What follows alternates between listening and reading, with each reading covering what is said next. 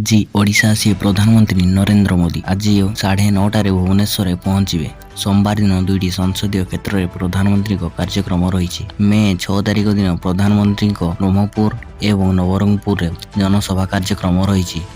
ପରବର୍ତ୍ତୀ ଅପଡେଟ୍ ରହିଛି ଆଧାର card update ସମୟସୀମା ବୃଦ୍ଧି କରିଛି। 14 ଜୁନ୍ 2024 ପର୍ଯ୍ୟନ୍ତ ସମୟସୀମା ବଢ଼ାଇଛି। ଏହି ତାରିଖ ସୁଦ୍ଧା ମାଗଣାରେ ନୂଆ ଆଧାର କାର୍ଡ କିମ୍ବା ଆଧାର କାର୍ଡ ଅପଡେଟ୍ କରିପାରିବେ। ଏହା ବ୍ୟତୀତ ଯେଉଁମାନଙ୍କର ଆଧାର କାର୍ଡରେ ନାମ, ଠିକଣା, ଜନ୍ମ ତାରିଖ, ବୟସ, ଲିଙ୍ଗ, ମୋବାଇଲ ନମ୍ବର, ଇମେଲ ଠିକଣା ବା ରିଲେସନସିପ୍ ଷ୍ଟାଟସ୍ ପରିବର୍ତ୍ତନ କରିବାକୁ ଚାହୁଁଥିବେ ସେମାନେ ଅପଡେଟ୍ କରିପାରିବେ।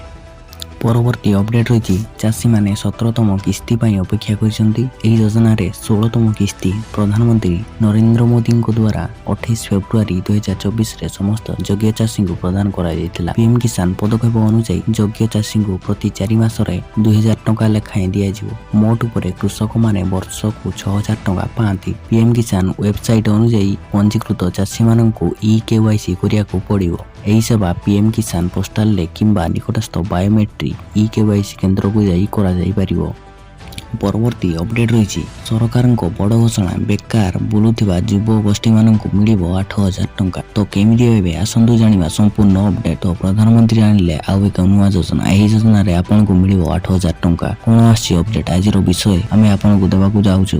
ଯେଉଁମାନେ 10ମ ବା ଦ୍ୱାଦଶ ପାସ୍ କରିଛନ୍ତି ସେମାନେ ନିଶ୍ଚିତ କୌଶଳ ବିକାଶ ଯୋଜନାରେ ନାମ ପଞ୍ଜୀକରଣ କରିପାରିବେ, କାରଣ ଏଥିରେ ତାଲିମ ଦେବା ସହ 8000 ଟଙ୍କା ପ୍ରଦାନ କରୁଛନ୍ତି ସରକାର। ଏହି ଯୋଜନାରେ ସାମିଲ ହେବା ପାଇଁ ଆପଣଙ୍କୁ ପ୍ରଥମେ ଆବେଦନ କରିବାକୁ ପଡ଼ିବ। ଏହି ଯୋଜନାରେ ଯୁବକ ମାନଙ୍କୁ ମାଗଣାରେ ଅନେକ ତାଲିମ ପ୍ରଦାନ କରାଯାଉଛି। ପରବର୍ତ୍ତୀ ଅପଡେଟ୍ ରହିଛି ମୟୂରଭଞ୍ଜର 5ଟି ବିଧାନସଭା ନିର୍ବାଚନ ମଣ୍ଡଳୀ ପାଇଁ ପ୍ରାର୍ଥୀ ଘୋଷଣା କରିଛି JMM। ଝାଡ଼ଖଣ୍ଡର ପୂର୍ବତନ ମୁଖ୍ୟମନ୍ତ୍ରୀ ହେମନ୍ତ ସୋରେନଙ୍କ ଭଉଣୀ ତଥା JMM ସୁପ୍ରିମୋ ଶିବୁ ସୋରେନଙ୍କ ଝିଅ ଅଞ୍ଜନି ସୋରେନଙ୍କୁ ମୟୂରଭଞ୍ଜ ଲୋକସଭା କ୍ଷେତ୍ରରୁ ସାଂସଦ ପ୍ରାର୍ଥୀ କରିଛି ଦଳ। ଅଞ୍ଜନି ଲୋକସଭା ଆସନ ସହ ବିଧାନସଭା ନିର୍ବାଚନ ମଧ୍ୟ ଲଢୁଛନ୍ତି।